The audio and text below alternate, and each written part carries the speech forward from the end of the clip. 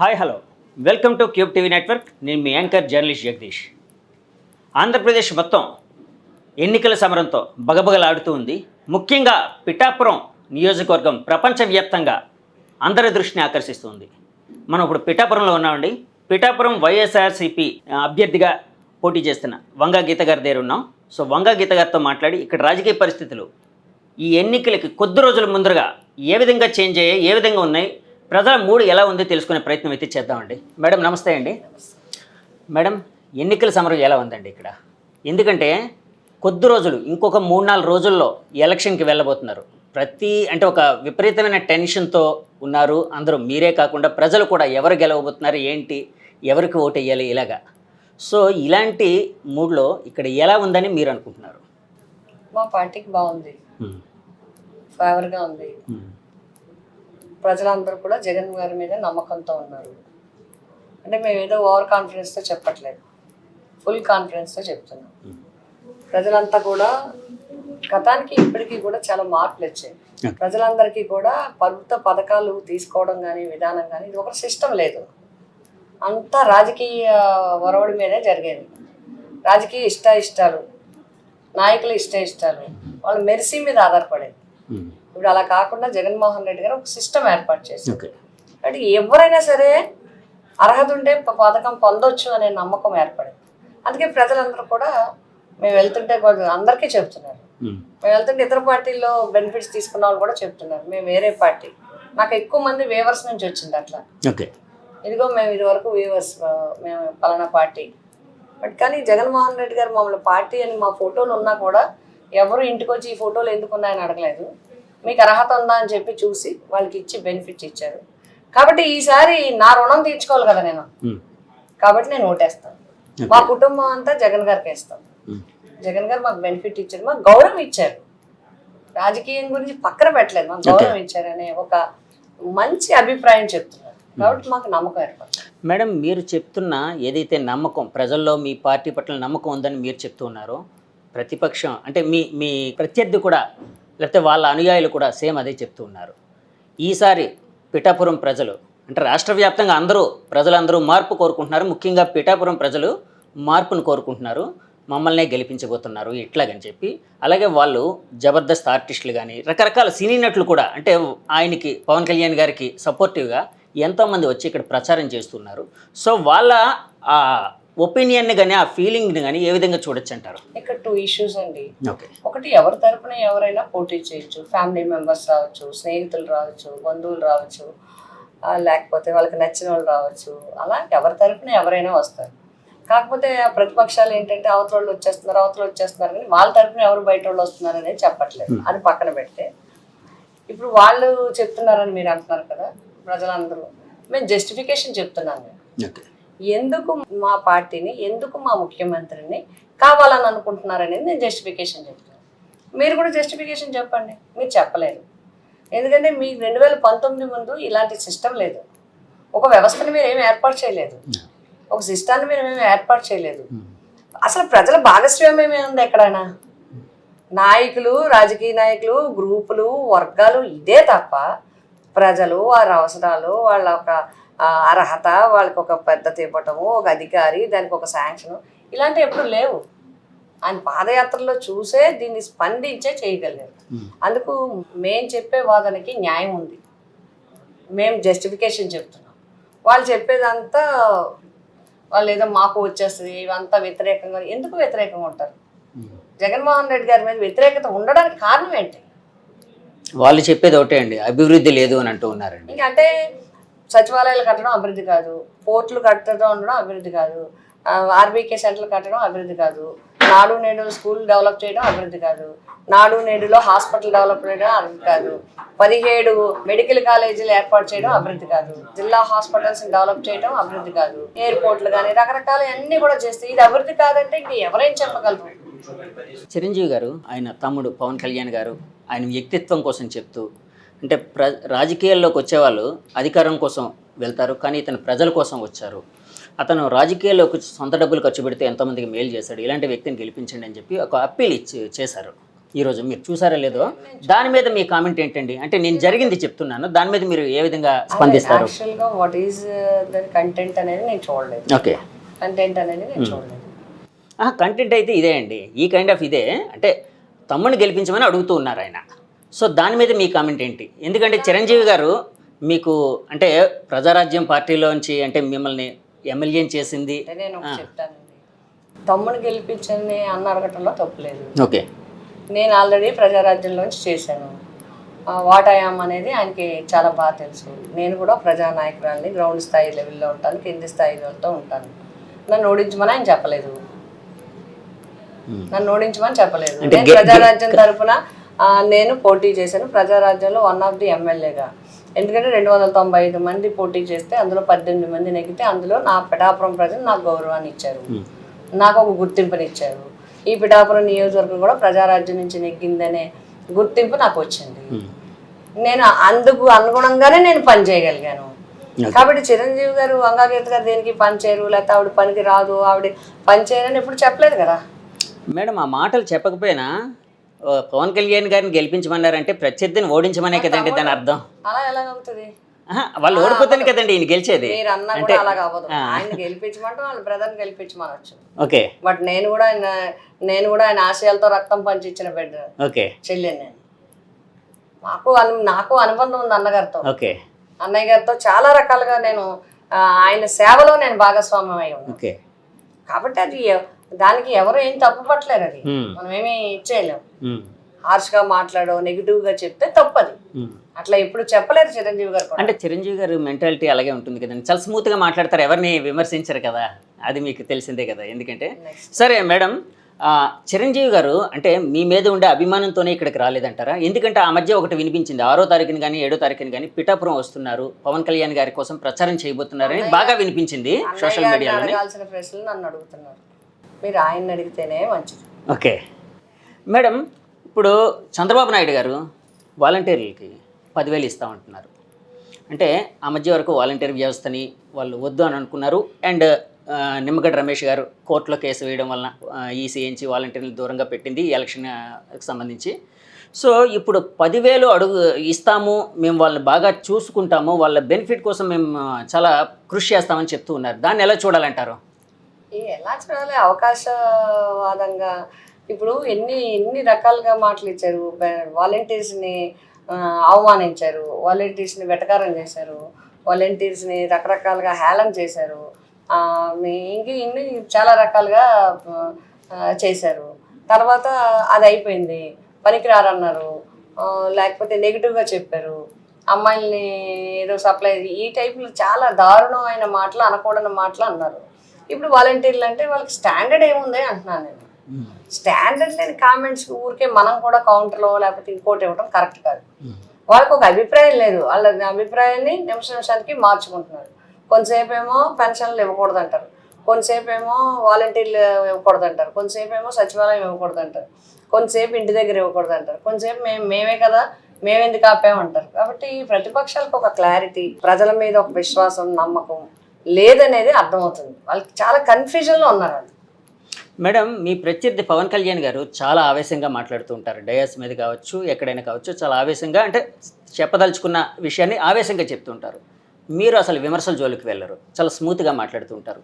మీ అభిప్రాయాలు జనం వరకు ఏ విధంగా వెళ్ళగలుగుతున్నాయండి? అంటే ఆవేశంగా గట్టిగా మాట్లాడుతూ అంటే ఒక అట్రాక్టివ్గా మాట్లాడితే జనంలోకి చొచ్చుకు వెళ్ళే భావాలు ఎక్కువగా ఉంటాయి కదా, మీరు స్మూత్గా ఉంటారు కదా. సో నా అభిప్రాయం అది. నేను నెమ్మదిగా, స్మూత్గా, అందంగా అర్థమయ్యేలా చెప్తే నా ప్రజలు అర్థం చేసుకుంటారు. అలాగే నన్ను అర్థం చేసుకున్నారు. నేను జిల్లా పరిషత్ అప్పటి నుంచి పిఠాపురంతో సంబంధం ఉంది, రాజ్యసభ అప్పటి నుంచి సంబంధం ఉంది. అలాగే నేను ఎమ్మెల్యేగా పోటీ చేశాను, ఇదే విధానంలో నెగ్గాను. ఎంపీగా పోటీ చేశాను, ఇదే విధానంలో నెగ్గాను. ఇప్పుడు కాబట్టి దానికి ఎవరి స్టైల్ వాళ్ళకి అలవాటు అవుతుంది. ప్రజలకి రిసీవ్ చేసుకుంటారు. ప్రజలు ఎవరికి అందరూ ఒకేలా ఉండాలని నా స్టైల్ ఆఫ్ స్పీచ్ వాళ్ళకి నచ్చింది. నేను బాగా కమ్యూనికేట్ చేయగలను. అట్లా నేను నిదానంగా కమ్యూనికేట్ చేయగలను. 13 తర్వాత అంటే తెలిసిన జనాల నాడి తెలిసినా కూడా అది మీకు తెలియదు. అంటే విజయం అనేది ఎవరిది ఏంటి దోబూచులాడుతూ ఉంటుంది. జూన్ 4 వరకు ఆగాలి అంటే అసలు ఎలా ఉందనుకుంటున్నారండి? నిజంగా మీరు కానీ మీ పార్టీ కానీ అద్భుతంగా గెలిచే అవకాశం ఉందని అనుకుంటున్నారా? నిజంగా అన్నా, నేను నిజంగానే చెప్తాను. ఓకే, మీరు ఎన్నిసార్లు యాక్చువల్గా చెప్పమన్నా నేను యాక్చువల్గానే చెప్తాను. ఓకే.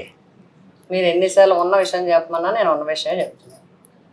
వైసీపీ అధికారంలోకి వస్తుంది, ఆంధ్రప్రదేశ్లో వచ్చేది వైఎస్ఆర్సీపీ ప్రభుత్వమే వస్తుంది, ముఖ్యమంత్రి వైఎస్ జగన్మోహన్ రెడ్డి గారు అవుతారు, కాకినాడ పార్లమెంటు సునీల్ గారు నెగ్గుతారు, పిఠాపురం అసెంబ్లీ కాన్స్టిట్యున్సీ వైసీపీ నెగ్గుతుంది, వైసీపీ ద్వారా వంగాగీత నెగ్గుతుంది. ఇది పక్కా, ఇది ఇంకా దాంట్లో డౌటే లేదు. మొన్న ఇండియాలోనే senior most journalist Rajdeep Sardesai గారు ఆ మధ్య చాలామంది ఇంటర్వ్యూలు, చంద్రబాబు గారిది, జగన్ గారిది, తర్వాత పవన్ గారిది, వీళ్ళందరూ ఇంటర్వ్యూలు చేసి మేబీ మీది కూడా చేసినట్టున్నారు, నాకు ఐడియా లేదండి. సో చేసి ఫైనల్ కంక్లూషన్ ఇచ్చేటప్పుడు ఆయన ఒక మాట అన్నారు, ఆంధ్రప్రదేశ్లో గెలవబోయేది ప్రభుత్వం ఏ పార్టీ గెలవబోతుందంటే అంటే ఆడవారి ఓటు ఎటువైపు అయితే ఎక్కువగా ఆకర్షించబడుతుందో ఆ పార్టీ గెలవబోతుంది. అలాగే రూరల్ పీపుల్ ఎవరైతే ఉన్నారో వాళ్ళు ఏ పార్టీ మీద ఎక్కువగా ఆశలు పెట్టుకుంటారో ఆ పార్టీ గెలవబోతుంది అని అన్నారు. అది ఏ విధంగా చూడొచ్చు అంటారా? అంటే మీకు పాజిటివ్గా చూసుకోవచ్చు అంటారా? పాజిటివ్గానే, ఎందుకు కాదు. మహిళా ఓట్లన్నీ వైసీపీకే ఉన్నాయి, మహిళల మద్దతు వైసీపీకే ఉంది. మా ముఖ్యమంత్రి గారు కూడా ప్రతిదీ మహిళలకే ప్రిఫరెన్స్ ఇస్తున్నారు. పట్టాలు ఇచ్చిన, నామినేటెడ్ పోస్టులు ఇచ్చిన, ఈవెన్ కాంట్రాక్ట్స్ కూడా మా మహిళల పేర్లే ఇస్తున్నారు. 50% రిజర్వేషన్ ఉంటే 60% రిజర్వేషన్ ఇస్తున్నారు. అలా ప్రతిదీ మహిళలకే ప్రాధాన్యత ఇస్తున్నారు. కాబట్టి తప్పకుండా మహిళల మద్దతు, సంపూర్ణంగా మహిళల మద్దతు వైసీపీకే ఉంటుంది. మేడం, ల్యాండ్ టైటిలింగ్ యాక్ట్ మీద రకరకాల చర్చలు నడుస్తున్నాయి, రకరకాల వాదోపవాదాలు నడుస్తున్నాయి. ఆల్రెడీ మీ పార్టీ ఈసీ వరకు వెళ్ళింది చంద్రబాబు గారి మీద, అంటే టీడీపీ పార్టీ మీద ఒక ఫిర్యాదుతో. అసలు ఏంటి మేడం ల్యాండ్ టైటిలింగ్ యాక్ట్ అంటే? మీరు ప్రజలకు చెప్పదలుచుకుంది ఏంటి అసలు? ఆ యాక్ట్ ద్వారా ప్రజలకు ఎలాంటి బెనిఫిట్ ఉంటుంది? ల్యాండ్ ప్రజలకి సాధారణంగా ప్రజలకి బెనిఫిట్ కాకుండా చట్టాలు రావు. ఒకటి కాలమాన పరిస్థితులకు అనుగుణంగా జరుగుతూ ఉంటాయి. ఒకటి మినిమం కామన్ థింగ్ ఏంటంటే, ఏ చట్టం అయినా వచ్చిందంటే ఆ చట్టం మళ్ళీ ఎప్పుడైనా ఇన్ కేసు పబ్లిక్కి కనుక అది ఏదైనా ఇబ్బంది కలిగేలా ఉంటే మళ్ళీ మార్చుకునే హక్కు రాజ్యాంగం ఇచ్చింది. నెంబర్ 1. ఇక్కడ అందరూ చూడాల్సింది ఏంటంటే, మొన్నటిదాకా టీడీపీ అసెంబ్లీలో ఈ బిల్లు ప్రవేశపెట్టినప్పుడు పయ్యావుల కేశవ్ గారు ఈ బిల్లు మీద మాట్లాడుతూ ఇది చాలా చాలా బలమైన బిల్లు, ఇది ఎంతో బాగా అందరికీ ఉపయోగపడే బిల్లు, ల్యాండ్ డిస్ప్యూట్స్ ఎవరికి రాకుండా ఉండాలంటే రాను రాను వచ్చేవన్నీ కూడా మనీ రిలేషన్స్, ల్యాండ్ రిలేషన్స్ ఎక్కువ అవుతున్నాయి, హ్యూమన్ రిలేషన్స్ తగ్గిపోతున్నాయి. కాబట్టి ఇలాంటి స్ట్రింజెంట్ చట్టాలు ఉండాలని చెప్పి ఆయన వాదించి వాళ్ళ తరఫున అసెంబ్లీలో మాట్లాడి, మళ్ళీ ఈరోజు ఇదంతా ఏదో పెద్ద నెపం కింద తయారు చేసి జగన్మోహన్ రెడ్డి గారి మీద నెగిటివ్ తేవాలని చూడటం అనేది చాలా తప్పు. ల్యాండ్ యాక్ట్కి సంబంధించి చెప్పాలంటే క్లారిఫికేషన్ సెంట్రల్ గవర్నమెంట్ చెప్పాలి. ఎస్, మేము కూడా చెప్పగలం, ఎందుకంటే మేము కూడా పాస్ చేసాం కాబట్టి మేము కూడా చెప్తాం. బట్ నెగిటివ్ చెప్తున్నారు మీరు. టీడీపీ ఆ రోజు బాగుందని సభలో మాట్లాడిన వాళ్ళు ఈ రోజు ఎందుకు మాట్లాడతారు? మీకు షేర్ చేస్తాను, చూడండి ఏం మాట్లాడారు పయ్యావుల కేశవ్ గారు, ఏ విషయాలు దీని మీద చర్చించారు అనేది మీరు చూడండి. కాబట్టి అవకాశవాద రాజకీయం చేయటం అనేది ప్రతిపక్షానికి అలవాటు అయిపోయింది. ఏది నెగిటివ్గా తీసేసి తమ్మిని బమ్మిని చేసి, ఈవేళ మీరు ఒకటి ఈవేళ చూడండి, వాలంటీర్ వ్యవస్థని కంప్లైంట్ ఇచ్చి ఆపేశారు, పెన్షన్స్ రాకుండా చేశారు, ఆ తర్వాత బ్యాంకులకు వెళ్ళమన్నారు, వైసీపీ చేసినట్టు చెప్తున్నారు. ఇది తప్పు కదా మేడం? ల్యాండ్ టైటిలింగ్ యాక్ట్ వలన ఒక రకమైన కన్ఫ్యూజన్ అయితే ప్రజల్లో ఉందండి. అది మీరు అవునన్నా కాదన్నా అంటే కాదు, నా క్వశ్చన్. కన్ఫ్యూజన్ లేదు, కన్ఫ్యూజన్ క్రియేట్ చేసుకుంటున్నారు. అడ్వకేట్స్ కూడా కంపల్సరీగా దీని మీద, నేను అడ్వకేట్స్ తో కూడా చాలా మందితో మాట్లాడి నేనేం అడిగానంటే, ఇన్ కేసు దీనివల్ల ఎవరికైనా ఇబ్బంది ఉంటే దాని మీద మనం అందరం కూడా ఎడ్యుకేట్ చేయాల్సిన అవసరం ఉంది.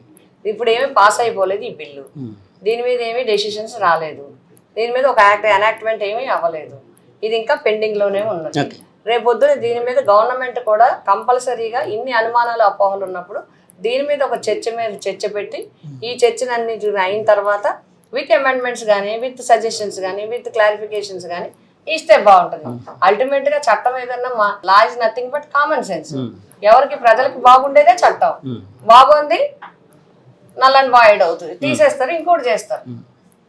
మేడం, అంటే ప్రభుత్వం ఎలక్షన్కి వెళ్ళే ముందు అంటే ఇలాంటి రచ్చ ఎప్పుడైనా ఒక పని చేసినప్పుడు ప్రభుత్వం చేస్తే ప్రతిపక్షం దాన్ని కౌంటర్ చేస్తుంది, ప్రతిపక్షం చేస్తే ప్రభుత్వం దాన్ని కౌంటర్ చేస్తుంది. ఈ విషయం మీకు తెలియదేం కాదు. అంటే ఎలక్షన్కి వెళ్ళేటప్పుడు ఎంతో కొంత ఇది డ్యామేజ్ జరిగే అవకాశం ఉందని తెలిసి కూడా ఎందుకు ఇలాంటి టైంలో దాన్ని పెట్టారండి అసలు ల్యాండ్ టైటిలింగ్ యాక్ట్ని? మీరు కూడా అట్లాగే అడుగుతున్నారు. అది సెంట్రల్ గవర్నమెంట్ ఇచ్చి ఉండొచ్చండి, కాదని అంటలేదు మేడం. సెంట్రల్ గవర్నమెంట్ చెప్పి ఉండొచ్చు. అలా కాదు. ఇప్పుడు ఇది ప్రజలకు పనుకో ఇది లేకపోతే అనుకుని అవేమి అట్లా చేయలేదు. ఇది ఎప్పుడు అసెంబ్లీలోకి వచ్చింది, ఎప్పుడు దీని మీద డిస్కషన్ అయింది, ఎప్పుడు దీని మీద పక్కన పెట్టారు, ఎప్పుడు దీని మీద చర్చ జరిగింది, ఇప్పుడు తీసుకురావడానికి కారణం ఏంటి? ఈ 4 నెలల నుంచి ఏం చేస్తున్నారు? ఎందుకు ఈ 4 నెలల మీద చట్టం రాలేదు? ఎందుకు మీరు అసెంబ్లీలో మాట్లాడినప్పుడు ఇది చట్టం పనికిరాదు, ఇది నల్ల చట్టం, దీన్ని ఆపండి అని ఎందుకు మీరు చెప్పలేదు? అడగండి టీడీపీ వాళ్ళని, మాట్లాడండి, వాళ్ళు మాట్లాడమనండి. ఆ రోజు ఎందుకు ఈ చట్టం బాగుందన్నారు, మీరు ఎందుకు ఆపలేదు? క్వశ్చన్ చేయండి. మేడం, జగన్ గారి మీద జరిగిన రాలీ దాడి, దాని మీద రకరకాల వాదనలు అయితే నడిచాయి. అంటే టీడీపీ వాళ్ళు దాన్ని ట్రోల్ చేశారు, తర్వాత మీ వాళ్ళు కౌంటర్ చేసుకున్నారు. అలాగే చంద్రబాబు గారి మీద కూడా రాయి దాడి జరిగింది, తర్వాత పవన్ గారి మీద కూడా రాయి దాడి జరిగింది, ఇలాంటివన్నీ అన్నారు. అంటే ఈ దాడి సంస్కృతి అనే దాన్ని, అంటే మీరు ఫస్ట్ నుంచి సీనియర్ పొలిటీషియన్ కాబట్టి అడుగుతున్నానండి, ఎప్పటి నుంచో రాజకీయాల్లో ఉన్నారు, ఒక విలువలతో ఉన్నారు కాబట్టి అడుగుతున్నాను. చాలా చర్చ జరిగింది, లీగల్గా చర్చ జరిగింది, ఎంక్వైరీలు జరిగాయి, దానికి అన్నీ జరిగాయి, దాని మీద చాలా కామెంట్స్ వచ్చాయి, అన్నీ అయినాయి కదా. మళ్ళీ అక్కర్లేని మనం ఈ విషయం గురించి దీని గురించి అంటే కాదు అంటే నా ఉద్దేశం అలా కాదు మేడం. నా ఉద్దేశం ఎందుకంటే ఇట్లాంటివి ఎప్పుడు కూడా ఎంతవరకు చర్చించాలో అంతవరకు లిమిట్ చేస్తే మంచిది. రాజకీయాల్లో ఎప్పుడు కూడా, అందులో ఎలక్షన్ టైం లాంటి దగ్గర ఎప్పుడు కూడా ఇది ఆవేశాలకి చేస్తుంది తప్ప ఇంకొక రకంగా జరగదు.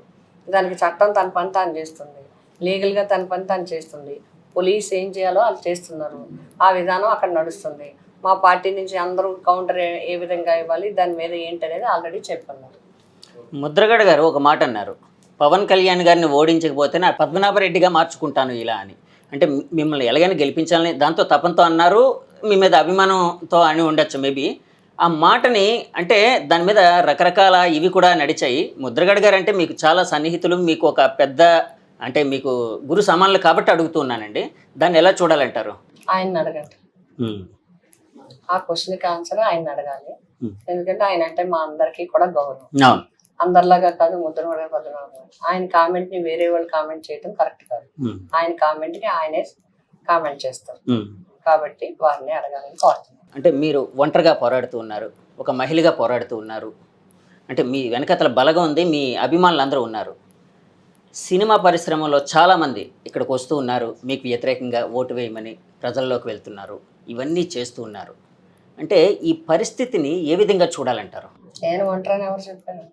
మీ వెనక బలగా ఉందండి, కాదంటలేదు. నా వెనకాల నా జగన్ ఉన్నాడు. ఓకే, నా వెనకాల నా జగన్ ఉన్నాడు, నన్ను నా జగన్ నడిపిస్తున్నారు. ఎస్, నేను కూడా సీనియర్ నాయకురాలిని. పొలిటికల్గా నేనేం కొత్తగా రాలేదు, నాకేం కొత్తగా క్యాండిడేట్గా నాకు ఇయ్యలేదు. జగన్మోహన్ రెడ్డి గారు నా సీనియారిటీని మెచ్చి, ఆయన సీనియారిటీని చూసి ఇక్కడ నాకు అవకాశం ఇచ్చారు. ఫస్ట్ సీట్ ఇచ్చింది, నేను డిక్లేర్ చేసింది నాకు. నేను ఇక్కడ ఫస్ట్ క్యాండిడేట్గా నేను అనౌన్స్ అయ్యాను, ఇక్కడ నుంచి పనిచేస్తున్నాను. కాబట్టి ఎవరు వచ్చి ఎవరు చేసినా అల్టిమేట్గా రిజల్ట్ ఇవ్వాల్సింది ఎవరంటే ప్రజలు. ప్రజలకు నా మీద నాకు నమ్మకం, విశ్వాసం ఉంది. జగన్ గారి మీద నమ్మకం ఉంది, జగన్ గారి పరిపాలన మీద నమ్మకం ఉంది, జగన్ గారి పథకాల మీద నమ్మకం ఉంది, జగన్ గారి డిస్ట్రిబ్యూషన్ సిస్టమ్ మీద నమ్మకం ఉంది. వంగా గీత అందుబాటులో ఉంటుంది, అవైలబిలిటీ, యాక్సెసిబిలిటీ. ఎప్పుడైనా ఎనీ టైం ఎనీవేర్ ఎక్కడైనా సరే వంగా గీత పిలిస్తే పలుకుతుంది, చెప్తే చేస్తుంది. పని చెప్పేమంటే చేసి పెడతారు అనేది ఉంది. వాళ్ళు మళ్ళీ చూడక్కర్లేదు, ఓన్లీ చెప్పి వెళ్ళిపోవడమే వాళ్ళ పని. దాన్ని పూర్తి చేసి పెట్టడం నా బాధ్యతగా నేను తీసుకుంటాను. అది ఇప్పుడు వరకు జరుగుతుంది. ఆ నమ్మకం, ఆ విశ్వాసం మాకుంది. ఆ ప్రయారిటీయే నన్ను గెలిపిస్తుంది. ఎంత మెజారిటీ వస్తుంది మేడం మీకు? అదే అండి, చాలా ఇవ్వాలని అనుకుంటున్నారని నేను భావిస్తున్నాను. చాలా ఇవ్వాలనుకుంటున్నారు. ఆడపడుచుకి ఎప్పుడు అందంగానే ఇస్తారు, ఆడపడుచుకి ఎప్పుడు గౌరవంగానే ఇస్తారు. పళ్ళు, పూలు, పసుపు, కుంకుమ, గాజులు అన్ని పెట్టి, స్వీట్ పెట్టి అందంగా అమ్మ ఇదిగో అని చెప్పి నాకు ఇస్తారు. ఆ నమ్మకం నాకు. సో అన్న చెల్లెళ్ళ బంధంలో, లేకపోతే అన్న తమ్ముడు అక్క పోరాటం, ఎందుకంటే చిరంజీవి గారు మీకు అన్నయ్యతో సమానం అన్నారు కదండి, పవన్ గారు మరి తమ్ముడు అవుతారు మీకు, అంతే కదండి. సో ఈ పోరాటంలో మీరు ఆడపడుచుగా మీరే గెలుస్తారని పక్కాగా చెప్తూ ఉన్నారు. ఆడపడుచుకి వెళ్ళడం అందరికీ ఆనందం అండి. ఓకే, ఏదో గెలవాలని ఎవరు అనుకున్నా ఆడపడుచుకి వెళ్తే ఆనందం వేరు. అబ్బా ఆడపిల్ల గెలిచింది అంటారు. ఆనందం వేరు అందరికి. అందుకే అందరూ ఆనందించేది ఆడపిల్ల బట్టలు కట్టుకున్నారు అనుకోండి అందంగా, అబ్బా ఆనందిస్తారు. ఇంటిల్లిపాది వేరు, ఆడబెట్టి వచ్చి పసుపు బొట్టు పెట్టుకెళ్తే ఆనందిస్తారు. అలాగే నేను కూడా అత్యధిక మెజార్టీతో గెలిచామనుకోండి మా పిఠాపురం నియోజకవర్గ ప్రజలు ఆనందిస్తారు, మా జగన్ గారు ఆనందిస్తారు, మా క్యాడర్ అంతా ఆనందిస్తారు. ఓకే మేడం, థ్యాంక్ యూ అండి, ఆల్ ద బెస్ట్ అండి. పిఠాపురం ఎన్నికల సమరంలో ఎవరు గెలవబోతున్నారు, ఎవరు ఓడిపోతున్నారు అనేది మే 13న ప్రజల చేతుల్లో ఉంది. సో జూన్ 4 వరకు ఆగాల్సి వస్తుంది. జూన్ 4న తేలిపోతుంది. అసలు ఈ పిఠాపురం అనేది ప్రపంచవ్యాప్తంగా ఒక రకమైన ఫోకస్లోకి వచ్చింది. ప్రతి ఒక్కరి దృష్టి పిఠాపురం మీద పడింది. ఇక్కడ పవన్ కళ్యాణ్ గారు గెలుస్తారా, ఆయన ప్రత్యర్థి వంగా గీత గారు గెలుస్తారో తెలుసుకునే రోజు జూన్లో ఉంది. జూన్ 4 వరకు ఆగాల్సిందే. అప్పటి వరకు మనం కూడా వెయిట్ చేద్దాం. Thank you very much. Signing off మీ Jagadish from journey with Jagadish. Bye bye.